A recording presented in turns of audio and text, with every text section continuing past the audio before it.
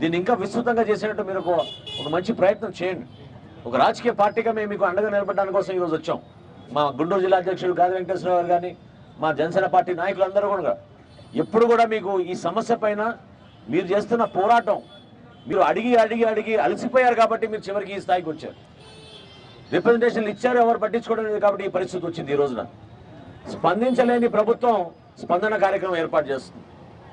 మనసున్న ప్రభుత్వం అయితే ముఖ్యమంత్రి మీ దగ్గరకు వచ్చి కూర్చుని మాట్లాడి ఇటువంటి కార్యక్రమాలు మీకు రోడ్డు పైన దిగకుండా చూడడానికి ఆయన ప్రయత్నం చేసేవాడు.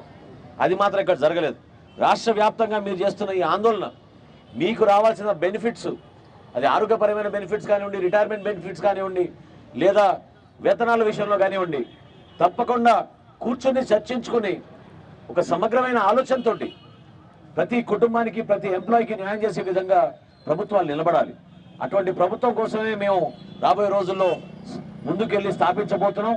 తప్పకుండా చంద్రబాబు నాయుడు గారి నాయకత్వంలో, పవన్ కళ్యాణ్ గారి నాయకత్వంలో మీకు రాబోయే రోజుల్లో డెఫినెట్గా మీకు మేలు జరుగుతుంది. ఇటువంటి సమస్య రాకుండా చూసుకునే బాధ్యత మాలాంటి వాళ్ళం కూడా మేము నిలబడతాం మీకోసం అని చెప్పి చాలా స్పష్టంగా మీకు చెప్పుకుంటూ, జనసేన పార్టీ తరఫున ఇంకోసారి మీకు హామీ ఇస్తున్నాను. కార్మిక సోదరులకు, కార్మిక సంఘాల్లో ఉన్న ప్రతి ఎంప్లాయీకి ప్రత్యేకంగా మనకి ఈ రోజున పారిశుద్ధ్యం విషయంలో మీరు పడిన కష్టాలని దృష్టిలో పెట్టుకుని తప్పకుండా మీ జీవితాల్లో గౌరవం నింపే విధంగా, ఆర్థికంగా మీకు బలోపేతం చేసే విధంగా